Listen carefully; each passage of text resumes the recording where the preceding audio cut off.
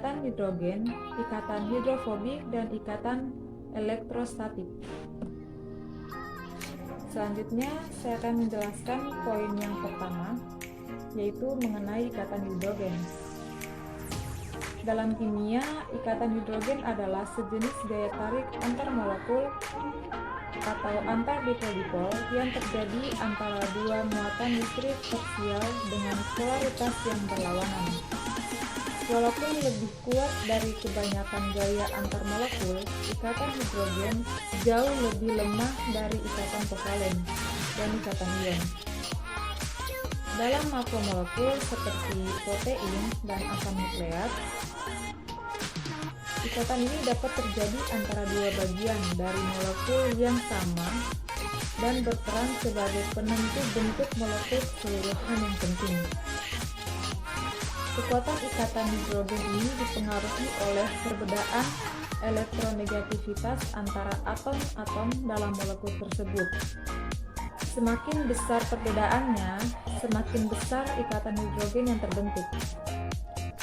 Ikatan hidrogen memengaruhi titik didih suatu senyawa. Semakin besar ikatan hidrogennya, semakin tinggi titik didihnya.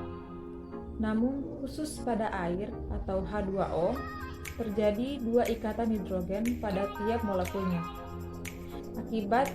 Akibatnya, jumlah total ikatan hidrogennya lebih besar daripada asam fluorida, yang seharusnya memiliki ikatan hidrogen terbesar karena paling tinggi perbedaan elektronegativitasnya, sehingga titik didih air lebih tinggi daripada asam fluorida.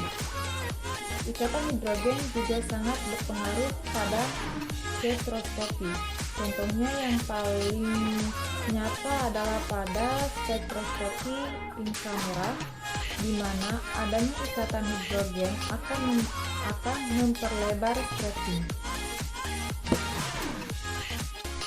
Lanjut pada poin yang kedua, yaitu ikatan hidrofobik.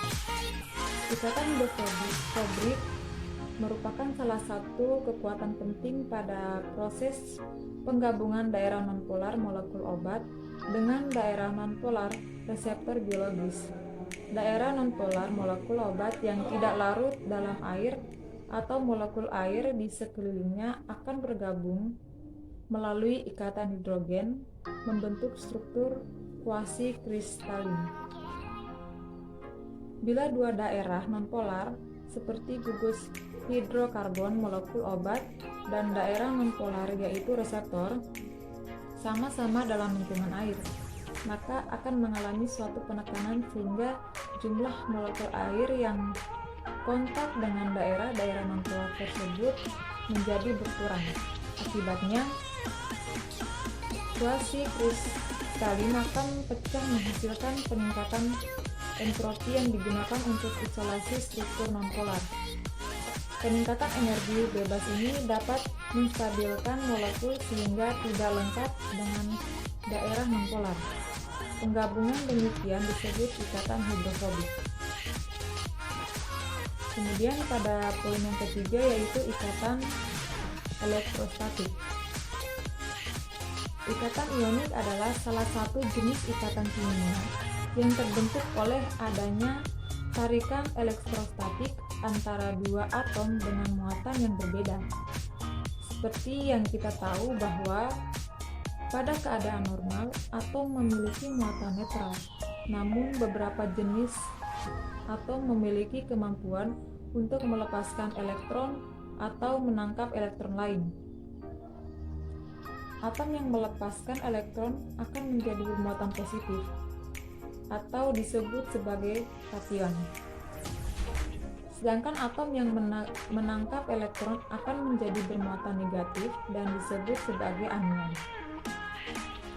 Kedua atom bermuatan ini dapat saling tarik-menarik karena adanya muatan yang berbeda pada kedua atom tersebut.